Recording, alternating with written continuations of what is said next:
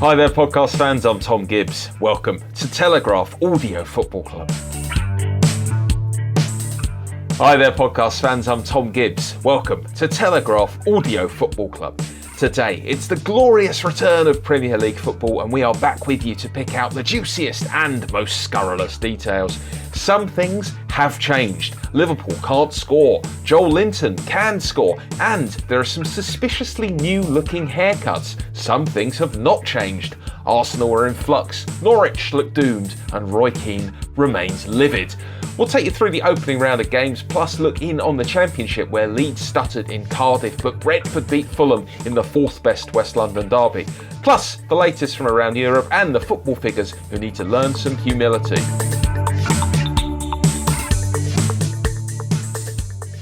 Let's take you now into a series of remote audio recording facilities where I'm joined first up by Matt Law. How are you, Matt? Good. We should have some fake noise going on in the background. Can we get some fake cheering or something for each of us? That'd be good. That would be great. The problem with that is it didn't tend to happen when we were doing the podcast in the Telegraph office, but maybe that was an oversight. Maybe we should have watching Villa yesterday, according to the fake noise, they were still getting cheered on and sung at 89 minutes despite losing and playing dreadfully. So I don't think it's that realistic anyway. The fake crowd at QPR were also very tolerant of the fact that we'd lost to bottom club Barnsley and played absolutely reprehensibly. Alongside Matt Law in virtual world is JJ Bull. How are you, JJ? Hello. Yes, I am here and good. How is everyone? Are they all good? Yes. Yeah, pretty well, thanks. Well, good. Yeah, marvellous. Completing our lineup. It's our old friend Mina Rizuki. What's happening, Mina? It kind of sounds a little bit awkward, doesn't it? What are you talking about? It just seems, I don't know. It's flowing. And also, I would like a theme tune, so it would be nice that when you introduced us, if there was like a particular song that can like highlight our brilliance or anything like that, you know? What would you choose? That's a can of worms. Well, back in the day, I would have used a Michael Jackson song, but I feel like that's inappropriate nowadays, you know? Yeah, that's not a great move. Did I hear yesterday, Matt, when Villa scored their goal, they played a bit of Paranoid by Black Sabbath? You might have heard that. To be honest, I was probably cheering on in disbelief at home. I didn't pick it up myself, I've got to be honest, but they do like a bit of sort of heavy metal down Villa Park. Yeah, heavy rock. Yeah. It's either that or ELO, I guess, from Birmingham. Let's talk about the Premier League in general. We've had 9 games so far since the great resumption. Have you all enjoyed it? Have you found the return of Premier League football a nourishing part of your lives over the past week or so? No, I think it's been great. I've really enjoyed watching it. I really don't understand all the people on the internet. Well, I'm basically putting this down to Twitter. Everyone's slagging it off, saying it's not the same. Like, I really think the games aren't that hugely different to what they were before. I think you have to pay more attention to the actual football now that there's not so much else going on. And that sort of belies a lot of what Premier League football actually is. I think the game's been entertaining. I think there's been... The first half's been maybe a little slow. But I've been enjoying it a lot. And one of the things I think is great for me watching is not having a crowd and being able to listen to the sounds that the players are making, and you can hear stuff that the managers are shouting, and you can like we knew it would be a bit slower and a bit more tactical, and you can really see that play out. And for a bit of a nerd like me, I've really enjoyed it. That was one of the questions I wanted to ask you all, actually. Are you watching these games with or without the artificial crowd noise on? I switch between. I've noticed that BT Sports use of it is a lot better. So it's a lot. It seems a lot more realistic the way they use it than what I've seen on Sky Sports so far. I think their one just feels like you're watching it along with a FIFA 07 soundtrack, and it feels a bit. It doesn't quite land for me, but I really like watching it without it. It just feels more real. I know there's no one there, so why would I need to pretend it's not a movie? Like, I know it's really happening, and you're watching it there. I've switched between just when I have started to get a little bit drifting in a few games when it's got a bit slow and a little bit nothing-y, then I've tended to go back over to the crowd noise, and it's weirdly helped me back into the game a little bit. Even though I agree with JJ, certainly on the Sky one, it's definitely not ideal.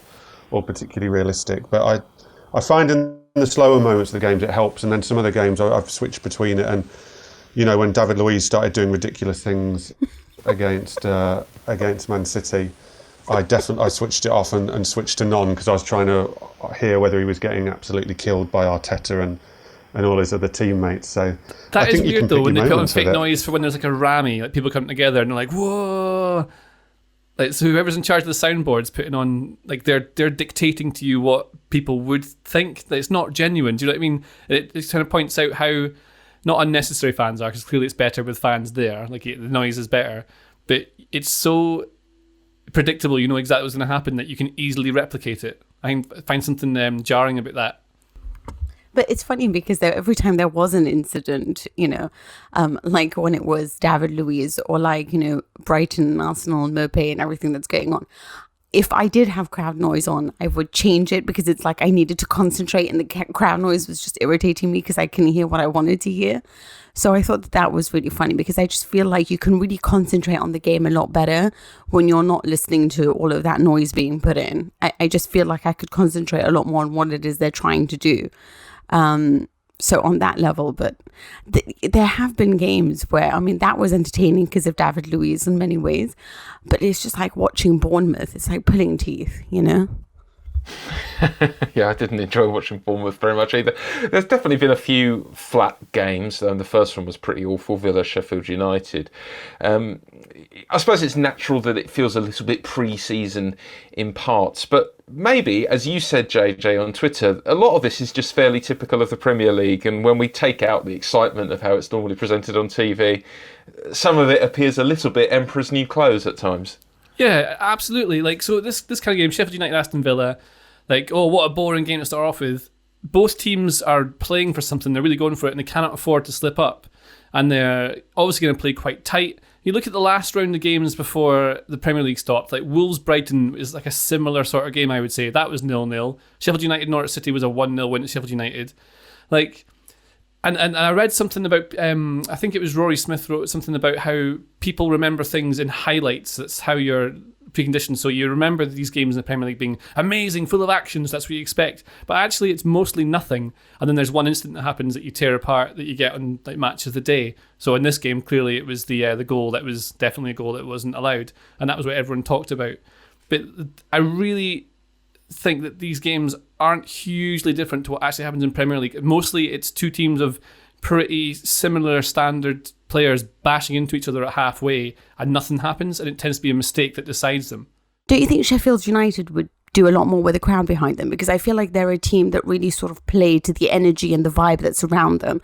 So I just feel like they're a lot flatter and duller to watch. Obviously, it's really difficult to make sweeping judgments on everything that's going on, because this is also new. But there is a part of me that's a little bit like, there's some teams, and I feel like Sheffield United are one of them, that are going to be seriously affected by this because they need the energy to play well, and now they just look a little bit duller. Well, do you know what? See, with that exact example, I think if anything, Sheffield United went too much playing with like passionate energy. Aggressive. They didn't get any of their little passing triangles, anything, little pyramids going until about the 80th minute or something like that. They just kept overloading each wing and putting crosses in. It was boring. Like, I know you like Sheffield United a lot and they've done very well, but they're a mid-table team and they'll finish mid-table because that's what they're good at. But when they start doing the little passing patterns, that's when it's nice. But that's when they need to be focused and thinking about what they're doing rather than just going straight into it. I also love that everyone's going on about how Chris Wilder is this tactical genius, but he's shouting like, Bashi, Bashi, Bashi. That's his tactical instructions from the side. It's exactly the same. I got a question on Twitter for someone saying, like, why are they all shouting get out? Is that a tactical instruction? It's like, no, it's Sunday League. It's what you learn all the way through football. When you get a corner and you get it, you shout like get out so you don't get caught. There's no like magical coaching words. It's just that it's the same thing as Sunday League played by much better players. Talking of Sunday League, what did you make of the Merseyside derby on Sunday, Matt? A bit of a stinker, it's fair to say. Yeah, I actually always fancied it would be. I think the derbies are actually going to be the ones where the new normal takes the biggest impact, because you can't replicate the derby without a crowd. You just can't. So you're going to notice it more than ever, I think, in those games. I mean, I'm at Tottenham West Ham on Tuesday, and I'm actually expecting that to be a pretty flat game, because you can't help but go to it or watch it expecting all the fire of a derby, and I just don't see how you can get that without a crowd. I mean, having that same level of aggression with no crowd and no one screaming at them, it would just be quite weird, I think. See, I enjoyed this game as well, and I thought there wasn't. I did not enjoy it. Just to carry on, I did not enjoy it. I just thought it's totally fair game for people to sort of. It didn't feel like a Merseyside derby. It felt like another match. But I actually thought, I honestly thought at one stage that Ancelotti was going to look like some sort of genius at the end of it, because it did look like he played for this sort of try and hold them for 79 minutes and then catch them and go for Lovren, and it nearly worked. They had two or three really good. They obviously hit the post, and they had two or three really good chances at the end. And I thought Everton did a very good job on Liverpool, actually. There's a template for kind of beating them or keeping them quiet now as well. Like with Atletico Madrid did it and Watford did it, where you line up in a 4-4-2, but you defend with an extra man or two extra men along the last line of defence. So you block the fullbacks. And Ancelotti did it. So Watford did it with a back six. A 4-4-2 became a 6-3-1. And Ancelotti did it with a 4-4-2 becoming a 5 and then maybe a 3 and a 2. But regardless, on how they played, and I think there was a lot of aggression in the game, but these players outside of, like, they all know each other. They're all kind of pals outside. They all live in similar like cul-de-sacs and things like that. So I think maybe the reason with the derby maybe not feeling quite as passionate would be without those fans, because maybe players forget that they're actually pals with the person that they're going. Like, see, Richarlison kept having a little chat with Matip all the way through, and they were like going at each other, but they were always being friends. And also, like, these games tend to be tight anyway. Like, the last game was a 1-0 win Liverpool. There's a 5-2, which is kind of the anomaly. Then it was 0-0, 1-0, 0-0. All really tight kind of games between these two teams. It's weird, actually, because I do think that it was not an advantage, but I don't think it was a disadvantage for Everton to not have a crowd. I think that when you are a club that's under new management and you're under new tactics and things are changing on what you're supposed to do and what your instructions are for the team, it helps when you can concentrate on and be disciplined, and that requires perhaps less of the emotional feelings that you might feel with the crowd sort of like on your back at the whole time. Or trying to push you further, or trying to get you to get stuck in, or whatever it is. I felt like this was a very mature performance by Everton. It was very much like, we're going to keep our position, we're going to hold our line. We have these two men in midfield who are going to patrol the back line. And Carlo Ancelotti, it's like his life has revolved a lot around Liverpool. It's one of the teams that he's always confessed to having studied the most.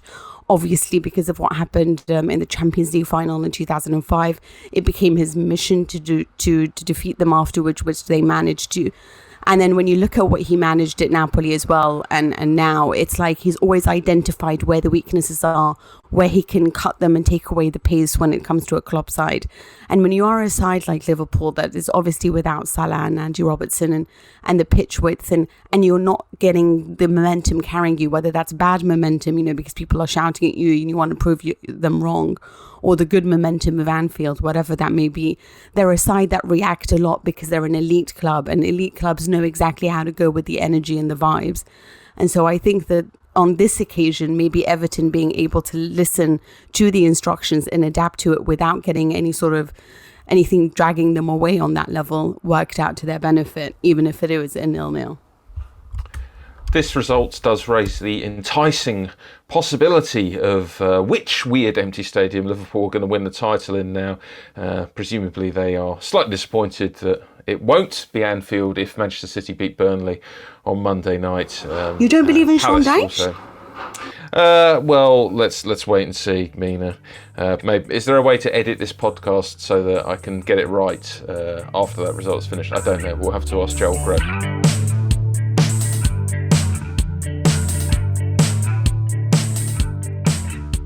One team who certainly won't be winning the title anytime soon is Arsenal. Premier League had only been back for 4 days and they'd already managed to lose twice, both quite badly. What is going on with them at the moment?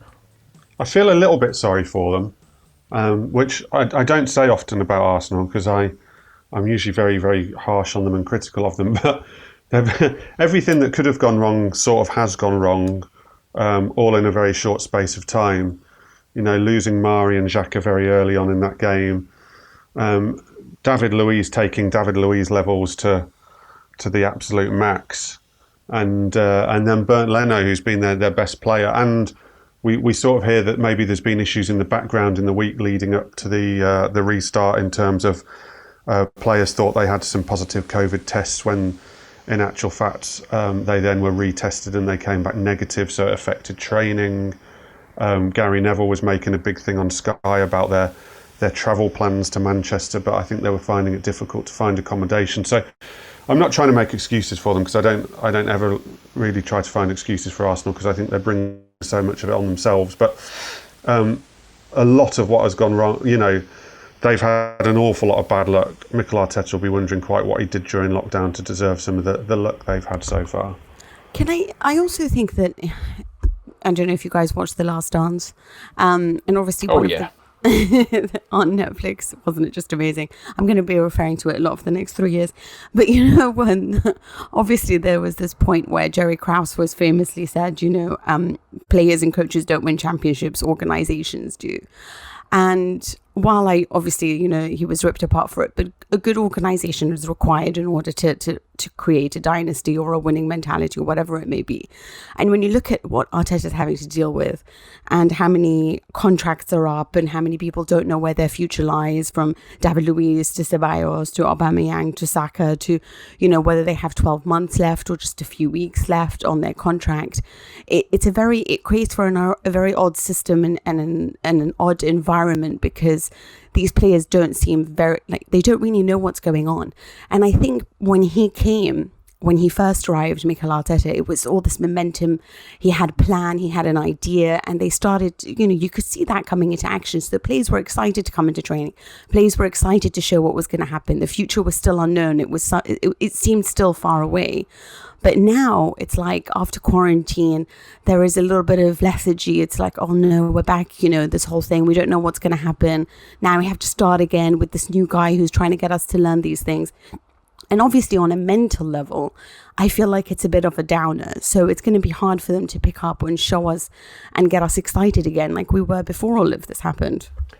To take the Jerry Krause Chicago Bulls analogy and run with it, they potentially do have a Michael Jordan figure at Arsenal, or at least they would have thought so when they signed him in Mesut Ozil. How have they got to a point where he's not even getting in the matchday squad? Yeah, that is such a... Ozil is such a problem. It's such a sort of millstone on their backs now because they're damned if they do and they're damned with it if they don't with him now. Because if he comes back and plays and doesn't give a sort of 10 out of 10, 9 out of 10 performance, then that becomes a domineering issue for them again, in that everybody just talks and talks about that and debates it. I just think that Arteta's looked at it and felt that moving forward, he's clearly not going to be in his plans. Whether he can move him out of the club's another matter, but he doesn't want him there. And he's not the first manager. He's now about, Wenger had kind of lost patience with him. Unai Emery clearly didn't fancy him. So Arteta's not out on a limb here. There's obviously things going on in training, or not going on in training, should I say, and conversations that are had that aren't particularly impressive, whereby managers decide that they can't count on him. Just finally on Arsenal, JJ, did you think Neil Maupay did anything wrong in the challenge which injured Bernd Leno? No, he was. If you watch him, he's just running, the ball's going. He has to bounce to go for the ball.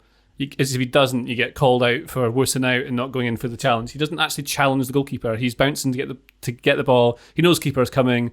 He positions himself such a way that he bounces off him, and then Leno lands in a horrible way, and it's really unfortunate. I don't think that Maupay has pushed him, or he's definitely not going to put any harm on him. Definitely not. Not that he would ever admit that anyway. But you can see it happens all of the time. These things happen all of the time, where you bounce into a player because you just know that they are going to push you back, so you're not going to have to keep running. Yeah, nothing wrong with it. I think also I loved what he was saying post-match about how some of the players need to learn humility. And I think you can look at that Arsenal team, and the problem that Arteta's got is not, he's got some talented football players, but their problem, as it has been for a long time, is the mentality, and it's going to take so long to build that. I think Mina's point on how the organisation is the strongest as a whole, you need that to be strong for it all to work, is so key here, because the whole thing is all, it feels in transition, and it takes about maybe 18 months for a manager to really have their say and make things happen.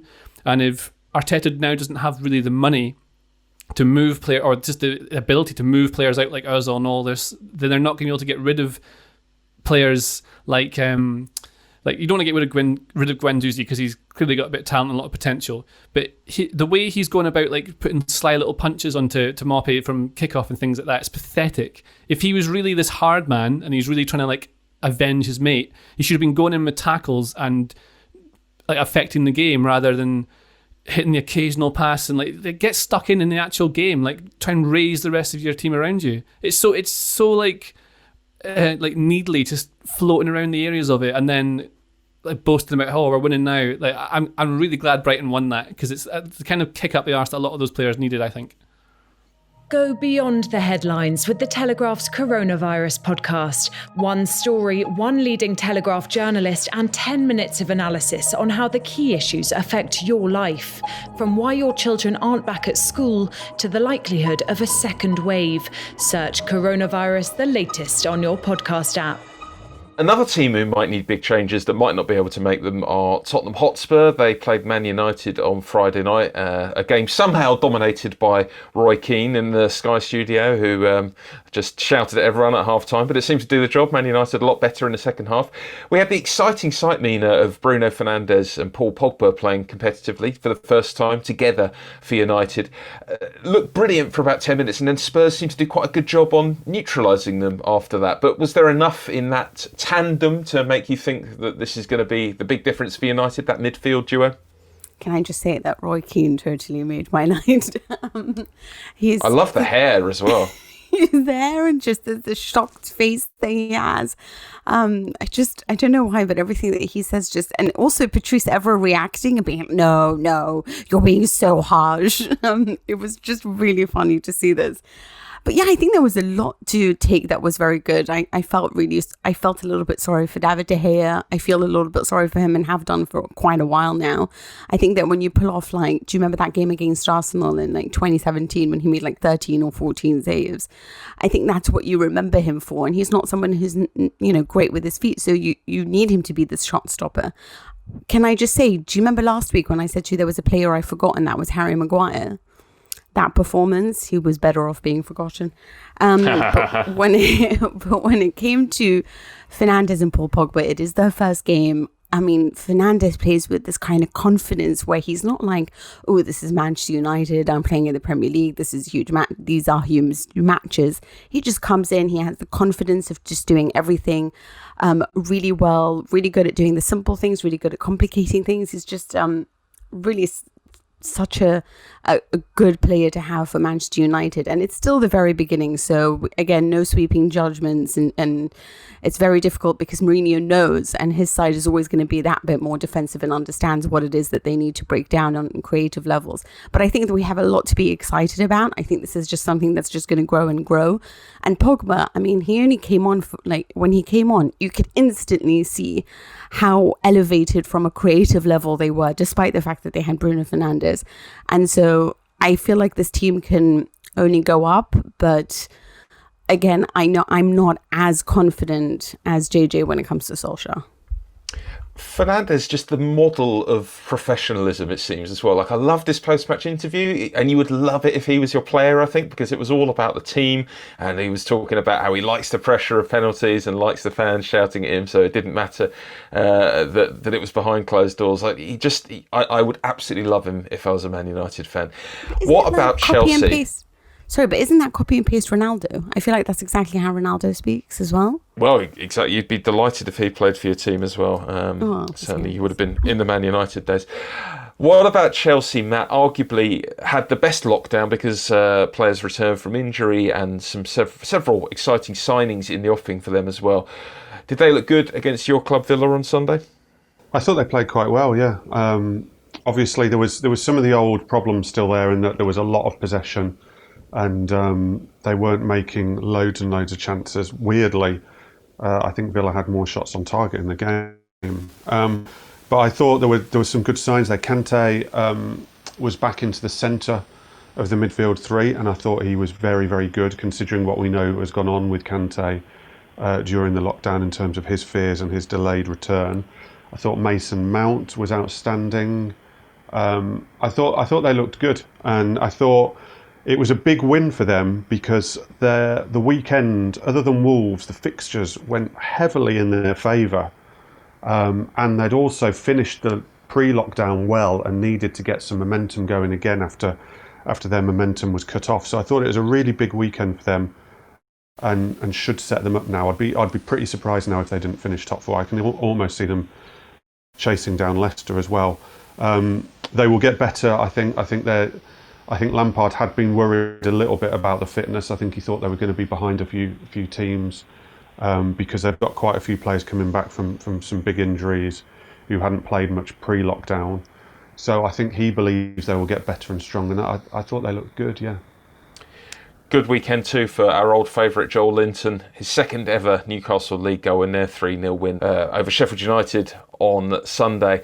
Have we, JJ, skipped now into his brilliant second season redemption story, despite it still being his first season? No, the thing with Joelinton, whatever you call him, right, is that he's not a prolific goal scorer. Never has been. He's a player that can help you with a counter-attack system because he can hold the ball up quite well, and he likes to run in behind. This morning I went through all his goals he scored at Hoffenheim, and they're mostly kind of, the ball drops to him off the back of it's a second ball that drops, or there's a little mistake by someone, he takes a touch and then he finishes it. He's not amazing at finishing. He's not, he's a good team player, but he needs to have others around him that do a lot of the work. Like Steve Bruce has said, they've worked with him and they've tried to get him into the box, and the goal he scored was a poacher's goal. I think people slagging him off for missing that chance is extraordinarily harsh. Like, you had one with Charleston against Liverpool. Shots. Yeah, the first half chance. So he runs through, right? So the ball's through. He's running. He's not fast enough to get away from the defender who's coming across to him. The problem is that his first touch takes him a certain direction, and in order to curl it to the top corner, he'd have to take a step to his left wide to take the shot. If he did, the defender would come in and slide in, and he ends up hitting it with his the side of his foot towards his heel rather than the top half of his foot, which is what you'd want to get the curl on it.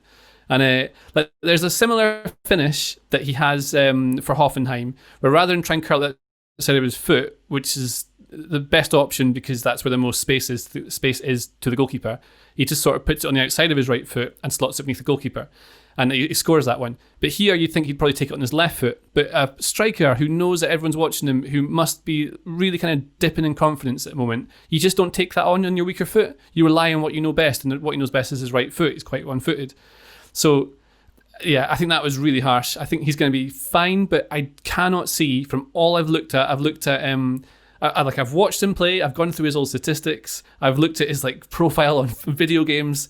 I do not see where Newcastle got a 40 million valuation and paid it for it. I don't think there's any need to slag him off and write him off. I think he's doing exactly what he should be doing from what we've seen of him.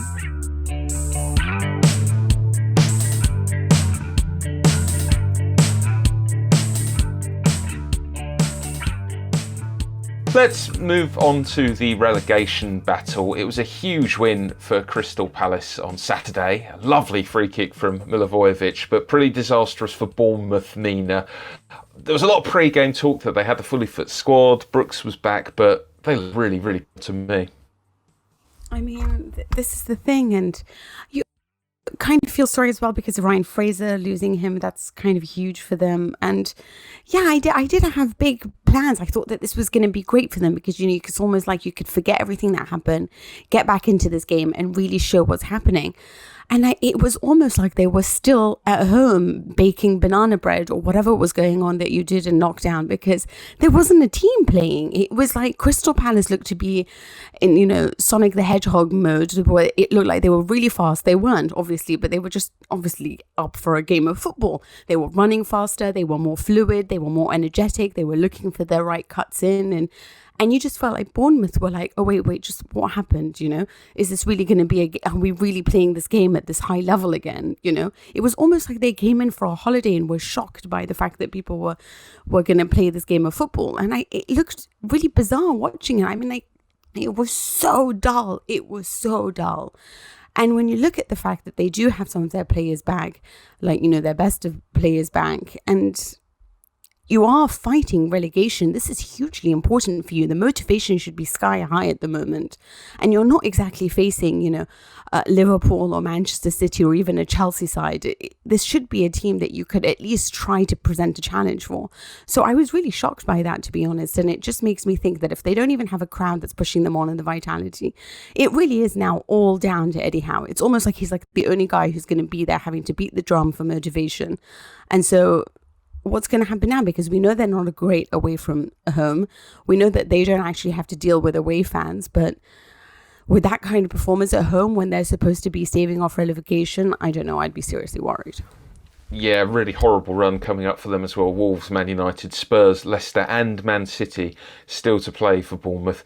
What about Villa, Matt? 2 home games for them, 1 goal, 1 point. How worried are you about them?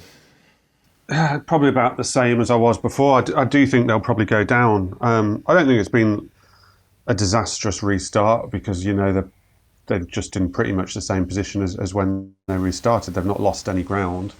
In fact, they've made up a point on Bournemouth and West Ham, so they can argue that. Look, the Chelsea game was pretty dispiriting, but I didn't expect an awful lot else, if I'm honest with you. There was no reason to expect anything else. I think any other part of the season, actually, that the way they set up against Chelsea, you'd be kind of saying fair play to them. They nearly nicked something. But we're at a stage of the season now where they've got bad fixtures.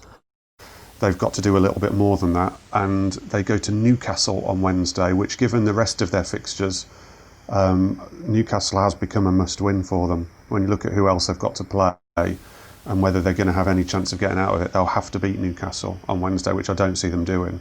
So I think they're in real problems. Their only hope with that Newcastle game is Newcastle face Man City in the FA Cup a few days later, and now they're safe in the league. We can only pray that their focus gets taken somewhat, but I think that's clutching at straws, to be honest with you. Especially now that St. Maximin's got his goal and now he's raring to go. I feel like they're a dangerous team now going forward. Yeah, the emerging superpower in the northeast. What about West Ham, JJ? They were seen off pretty easily by Wolves. They were one of the first Premier League clubs to call for the season to be made null and void. You can see why, can't you? There's a real chance that West Ham will be in trouble at the end of the year on this evidence. Yeah, they're one of these clubs, again, in transition. I think they've tried to go and be high quality, kind of fancy football far too quickly, and they didn't have the foundations in place already. Wolves have a clear identity in how they play. They've got really good players that work well as a team. I still feel like West Ham's a bunch of individuals on the pitch, and I don't know what their best starting 11 is.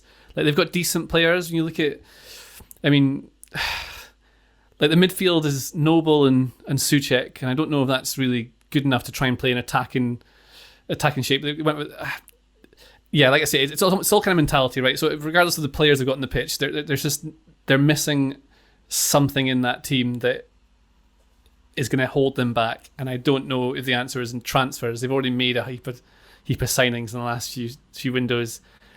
I don't know. They just suit being a more defensive team for a while until they can add real quality. It's so difficult to work it out. I don't know if Pellegrini's. I think they'll get out of it. I mean, I look, that Wolves result I thought was a bad result, actually, because I just thought catching Wolves on their first game back might give them an opportunity to nick a draw or something. So that's a bad result for them. But I do think they've got enough fixtures. They play Newcastle, Burnley, Norwich, Watford in a little run once they've played Tottenham and Chelsea. And I would still expect them just to get out. But it's starting to look bright. Brighton's result probably leaves them 1 win and a draw short of being safe, I would expect. Watford, I just think off battle about them. So I do think it's probably going to end up going fairly close to the wire between Villa, Bournemouth and West Ham. But I personally think West Ham will just have a little bit too much.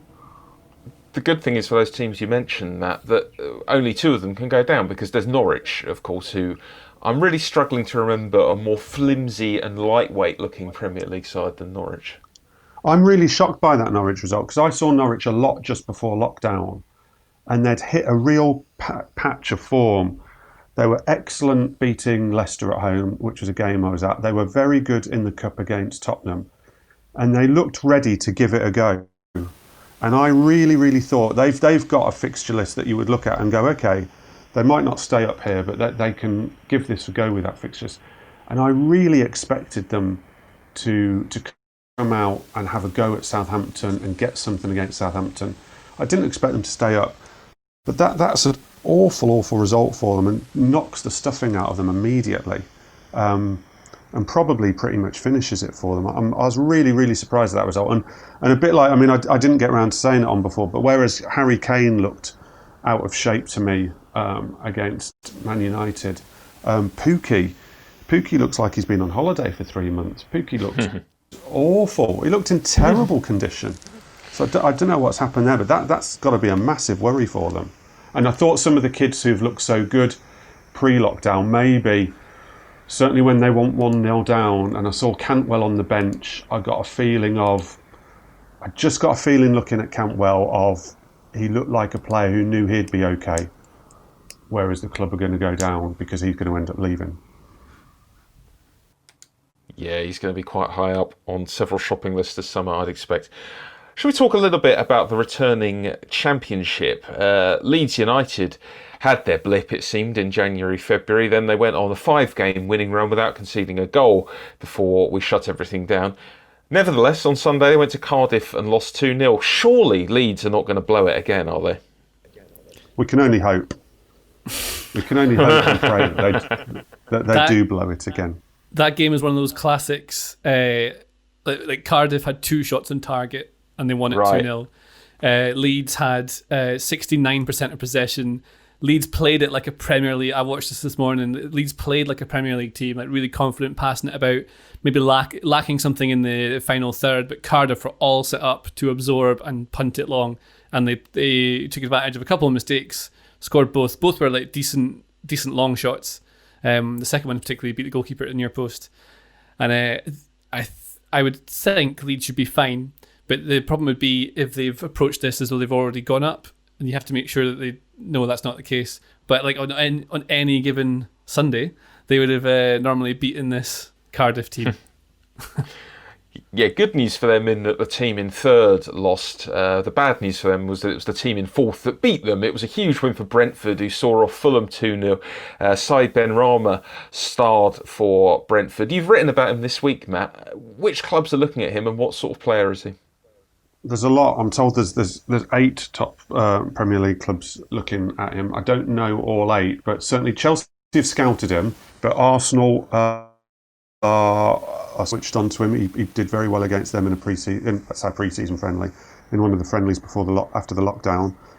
West Ham, Tottenham, I think, are looking at him. Leicester City are looking at him. If Brentford don't go up, he'll for sure move. If Brentford go up, I think he might stay and have a season with them and then go after that. But he's a very, very exciting player. I think that was his 11th goal of the season at the weekend. He's got a similar amount of assists. I think he's maybe got 10 assists now. And he's just got that quality about him that you don't see very often. He's very brave in terms of taking players on, using tricks. I think earlier on in his career, when he first came to England, he was a bit inconsistent, but he's cut that out of his game now. He's pretty consistent. And look, he's at no way this level, but he does remind you a little bit of Hazard. He wears the number 10. He'll start out on the left, but drift all the way across the front 3. And he loves a trick like Hazard. He's not lightning quick like Hazard wasn't lightning quick. He relies on tricks and skill. And he looks. When you go through the players who've come up from the Championship and succeeded, Harvey Barnes, Jack Grealish, James Maddison, Daniel James. His stats are up there in the Championship with all of what their stats were in the Championship. Everything suggests he can make the step up. Yeah, latest off that impressive Brentford production line, potentially. The real interest for me in the Championship is down at the bottom. There are 6 teams within 3 points of each other down there. Luton looking pretty doomed. Hull City finding out that selling all your best players in January tends to make things a bit harder. Middlesbrough in trouble, lost 3-0 at home to Swansea on Saturday. Is that enough, do you think, to get people interested in watching what remains of the Championship season? It does seem to me, JJ, that it's struggling for attention more than usual compared to the Premier League. Do people realise it's back, do you think, even? I mean, I think people who support the clubs will watch it. But You'd hope so. That's kind of difficult to answer because, there is a lot of football to choose from. There are great Premier League games on. If you're going to choose a game to watch, you're going to watch the highest quality one. I would have thought. I certainly would rather watch Premier League games than the Championship ones, and that's what I'll be doing. So yeah, I'm sure the people who support their teams will be watching. I think that's the problem. You've now got 1 or 2 Premier League games on every single day or night, haven't you? Yeah. Whereas before, in sort of normal times, the Championship often will fill in the gaps, as it were. You'll have Championship games on telly on a Tuesday night, maybe when you haven't got any Premier League games on. You'll have Championship games on a Friday night when you haven't got any Premier League games on. And it almost fills in the gaps, and the sort of the viewers who are the non-fans and the people who get excited towards the end of the season by it are those who are watching it while they're not watching Premier League football. And now there's so much Premier League football to watch on the telly. I think that's where it condenses the space. But albeit, again, it's a brilliant league. Just to get in the playoffs as well, you can go all the way down. Derby in 12th will be thinking they've still got an outside chance. They're 3 points off the playoffs and they're in 12th. And they've won their last 3 games. And then, as you say, the relegation battle. I thought there was a really interesting point from the weekend, actually, in the EFL, because Charlton, who would have done points per game scenario, like we were talking about, had happened in League One and League Two. Charlton would have been relegated before this weekend. They've won 1 match, and they're now 3 places outside the relegation zone, which just kind of shows you the folly and the pointlessness of points per game, really. But it's a really exciting division. I hope people do watch it, because I really have a soft spot for the Championship, and it's probably a good job because Villa are going to end up again next season. Yeah, there's definitely a knockabout quality that you don't always get in the top flight. Let's have some lovely music and a song for Europe with Mina Rizuki.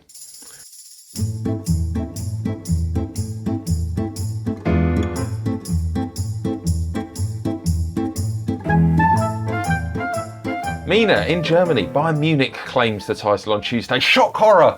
Their 8th title in a row. We could talk about how they do it, but what I'm more interested with Bayern Munich is how other teams can possibly stop them from doing it. Surely we need a break from Bayern winning the league every year now. Yeah, if there was ever a time to try to really challenge them, was the season, right? Because, by the 1st of December, they were 4th in the table. They had problems. They had Niko Kovac. They had injuries. They had Müller, who was out the side because Kovac didn't seem to like him very much. But Bayern has a collection of very experienced players. They are a side that are very good at mixing them, and they got really lucky with Hansi Flick. He's been exceptional, really. Came in after what Kovac produced, turned it all around, got them to, rediscover their identity. But then you look at Borussia Dortmund, and they have this amazing squad, and you're like, wow, they can seriously challenge, they can really do something interesting. But the problem with Dortmund is that if an offer comes in for Jadon Sancho that's 120 million, whatever it is, they can't afford to keep these great players. Whereas Bayern Munich can consistently identify wonderful players that they can add on to their squad, which is a luxury that others don't have. When you've got Julian Nagelsmann saying, we've got to be really careful about our accounting this season, whether it's RB Leipzig, whether it's any other side, it's very difficult to keep up because Bayern Munich as a financial entity do so well. So they can always spend well to ensure that the team is consistently balanced. And it really helps when Lewandowski seems to have given up on the fact that Real Madrid is never going to happen. and he can really focus all his energy on Bayern, because this season he's been above and beyond anything I would have ever expected. He's always been a very good number 9, don't get me wrong, but there's always been sort of question marks sometimes in certain games. But this time around, it's like he's a Ballon d'Or contender. He's just been on another level, and he's so devoted to Bayern. And it's not about, oh, get me the assist and let me score the goals. He's all around trying to help the team now. Erling Haaland surely is our Luke Skywalker. He's our only hope of anything different happening in Germany. 2 more goals for him this weekend, still looking absolutely brilliant. Meanwhile, over in Spain, it was a nervy 1-0 win for Atletico Madrid to keep the all-important Champions League spot. How crucial is it for them, Mina, that they finish in the top 4? Oh, absolutely. I mean, their finances are already stretched. This was even before quarantine, let alone now with all the things that have happened. It's just not even within their budget to not finish in the top 4. And it's been, for a side that really needed to do that, I guess maybe they just really believed in João Felix, but they did a lot of changes over the summer. Obviously, they let go of Antoine Griezmann because he decided to join Barcelona. They lost Diego Godin. They lost really big players. And so for them, it was like a huge turnaround. And this was always going to be a difficult season, because it's like, it's like trying to do Real Madrid without Ronaldo. It was exactly the same thing for them. And Morata and Diego Costa can't really offer the kind of consistency. Now, João Felix, when he does play well, he really elevates their level at the moment. And you can see that coming through. They're perhaps not as defensively strong as usual, but, they did a job over Liverpool, right, in the Champions League. But they also scored 5 goals in the game previous to this one. When you're looking at everything that's going around, I mean, Sevilla are certainly pushing to be in the top 4. But I do think that they will manage it, because I think they have enough there that can keep out the competition. But it is absolutely necessary. And I think Simeone will take this as a personal challenge. Meanwhile, Serie A has returned in Italy. What's the reaction been like there, Mina? It was quite a fun weekend. Atalanta smashing Sassuolo. Hellas Verona pushing for a Europa League place as well. Yeah, Hellas Verona really are doing a lot this season. Which has just been amazing for them. When it comes to Serie A, I think everyone's just super excited about the title challenge, because there is actually one. And Antonio Conte obviously started in the best way possible. Still a side that's incapable of really making the most of all their chances. It still got a bit nervy. It's like they came in, they were stunning to watch in the first half. Lukaku gets a goal, Lautaro Martinez gets a goal, and you're thinking, oh my God, this side is going to steamroll Sampdoria. Sampdoria, by the way, were really hard hit by Corona. A lot of their players at the time had tested positive, and members of staff as well. And then, second half starts, they start missing lots of their chances yet again. And, you've got all these problems with them not getting a little bit nervous when they concede a goal, as they did. And so, but then we've still got Lazio coming up. We've got Juventus coming up. And I think that's the one that's going to really spark joy, because these games over the weekend were the ones that they had to make up, so that now everyone's played on level terms and as many games. But this is where it gets interesting, because now we see who's going to really try to push for a top 4 place, who's going to win between Juventus and Lazio. And considering how hideously poor Juve have been so far, there's every reason to believe in Lazio. Love the Marie Kondo reference there, Mina. So which football team is going to spark joy? It should be words to live by for all of us for what remains of the football this season. Let's finish up by a question we put to our friends on social media, which was after Neil Maupay's comments about the Arsenal side. Who else in football most needs to learn some humility? We had a lot of responses to this week. Sam, who's an Arsenal fan, says Neil Maupay. Gary says Mike Dean. And Stuart says Ben Thatcher's elbow. Nice modern reference for our younger listeners. Who have you got, Matt? I'm struggling with this. Jose is the obvious one, clearly. But nothing he's done recently, although he couldn't help but try and claim that Bruno Fernandes should have been yellow carded for diving, which I thought was a bit harsh. But Jose was the obvious one that struck me. But this is almost a related point that I've not had a chance to make in the previous, and I'm going to use this as a way of making this point, even though it doesn't really answer your question. Please do. There's a lot of good hairstyles going on in the Premier League for people who aren't allowed to use hairdressers, aren't they?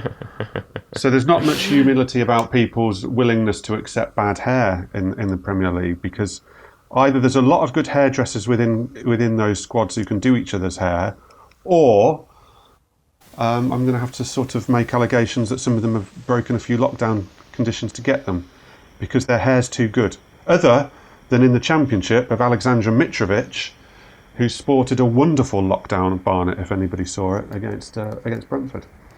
No, talk us through it. Well, it just very Eastern European.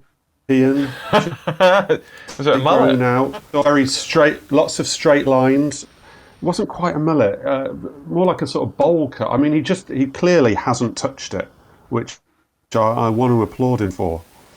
Yeah, good for him. Good for him. How about you, JJ? Who needs to learn some humility? I'm not sure if the word humility applies to it, but football fans who, especially ones on Twitter who blindly follow everything their club does, or blindly defend everything their club does, or what players do, and don't accept that sometimes they are. Who are the worst ones? Name names. Who are the worst Twitter fans? Oh, Come God. on. There's going to be just say the club. Members of all of them. I don't know. There's all unacceptable. Yeah, bigger. Say the club. You're thinking of clubs. Say them. Genuinely, I'm just tired of seeing people who put anything on Twitter, or just anyone you talk to who supports a club, not one particular club, tends to just. You mean blindly... Man City, Liverpool, and Arsenal? That's what I'm saying. Clip that out. Those Joel, Celtic, clip that Rangers, out. Like all clubs like that. Like any big four, well, big six now. I think any club, it's just people with loads of teenagers who follow them. Just need to learn a little humility. A fine politician's answer. What about you, Mina? Dejan Lovren isn't what? Ah, great shout. I don't know why he just rubs it out the wrong way. Some of the things he says, like, I showed that I took Liverpool to the Champions League final, and now with my national team we're on the final. This is after, obviously, the World Cup. And you're just like, you're not the one that took them to the Champions League final. This isn't on your back that you carried them, Messi. You know, like, dude, like the team carried you there. You got so lucky that you're playing for the side, you know? That's what we want. I just want personal axes being ground here. Dejan Lovren rubs you up the wrong way. It's good enough for me. That's all for this week. You can contact me on Twitter if you'd like to before next week's episode. It's @Tom with an H Gibbs. Send us an email too if you like. If you've got a question for the panel, we'll put it to them. You can get in touch at afcpodcast@telegraph.co.uk. We'll read out the very best of what you send us.